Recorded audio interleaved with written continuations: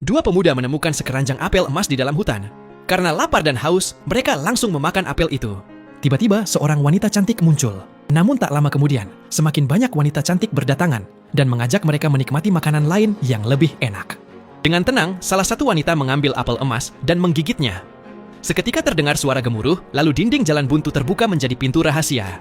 Adik mereka datang terlambat dan ikut masuk lewat pintu tersebut. Di dalam, ia melihat kedua kakaknya sedang dikelilingi para wanita cantik sambil berpesta makanan lezat. Mereka bahkan tampak mabuk kebahagiaan. Saat si adik hendak mengambil stroberi yang menggoda, buah itu mendadak terlihat seperti sepiring siput. Ia mengira matanya salah lihat. Namun wanita di sampingnya langsung berubah wajah dan menyuruhnya memakan apel emas. Si adik merasa ada yang tidak beres. Ia pura-pura menggigit apel, lalu diam-diam membuangnya. Ayam panggang berubah menjadi belatung. Hutan hijau menjadi busuk, dan para wanita cantik ternyata hanyalah penyihir tua mengerikan. Melihat kakaknya masih terjebak ilusi, ia segera menarik mereka pergi. Karena tak sadar juga, ia sampai menampar keduanya agar sadar. Begitu ilusi pecah, para penyihir langsung mengejar mereka. Untungnya ketiganya berhasil kabur dari gua itu. Mereka lalu melanjutkan perjalanan mencari harta karun. Di tengah jalan, si adik mendengar suara minta tolong. Ia menemukan seorang penyihir tua yang hidung panjangnya tersangkut di celah batu. Dengan kapak, ia menolong sang nenek melepaskan hidungnya.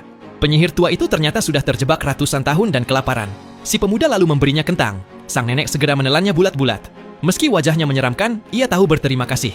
Sebagai hadiah, ia memberikan peta harta karun ajaib.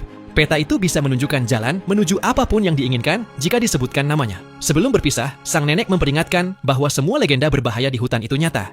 Namun saat kembali bertemu kedua kakaknya, rahasia peta itu didengar oleh kelompok pemburu harta lain. Mereka mencoba membeli peta tersebut, tetapi si pemuda menolak. Akhirnya perkelahian pun pecah. Karena kalah jumlah, tiga bersaudara itu kabur sampai ke tepi jurang dan nekat melompat ke air terjun di bawah. Mereka selamat, namun terpisah di rawa berkabut. Si adik dapatkan pedang besar. Sementara itu, kedua kakaknya ditangkap para pemburu harta. Di sisi lain, gadis yang selama ini diimpikannya memang benar-benar ada di hutan itu. Sang raksasa menculiknya. Malam harinya, para pemburu harta sedang berpesta saat suara auman raksasa terdengar. Semua panik dan lari, tetapi sebagian ditangkap. Pemuda itu bersama kakaknya, lalu menyusun rencana penyelamatan. Dengan botol berisi kunang-kunang sebagai penerang, mereka masuk ke gua raksasa. Setelah perjuangan panjang, mereka berhasil menyelamatkan kakaknya, gadis cantik itu, dan bahkan pemimpin pemburu harta. Namun saat kabur, pemimpin pemburu harta justru menginjak ekor raksasa dan membuat semuanya dikejar. Mereka memanjat gunung setinggi mungkin, sambil berharap matahari segera terbit. Saat tak ada jalan lagi, si pemuda menghadapi raksasa dengan pedangnya. Meski serangannya tak mempan, ia melihat fajar mulai datang. Ia lalu menggunakan pecahan cermin untuk memantulkan cahaya matahari ke arah raksasa. Begitu matahari terbit penuh, tubuh raksasa perlahan berubah menjadi batu. Gadis itu menendangnya hingga hancur berkeping-keping.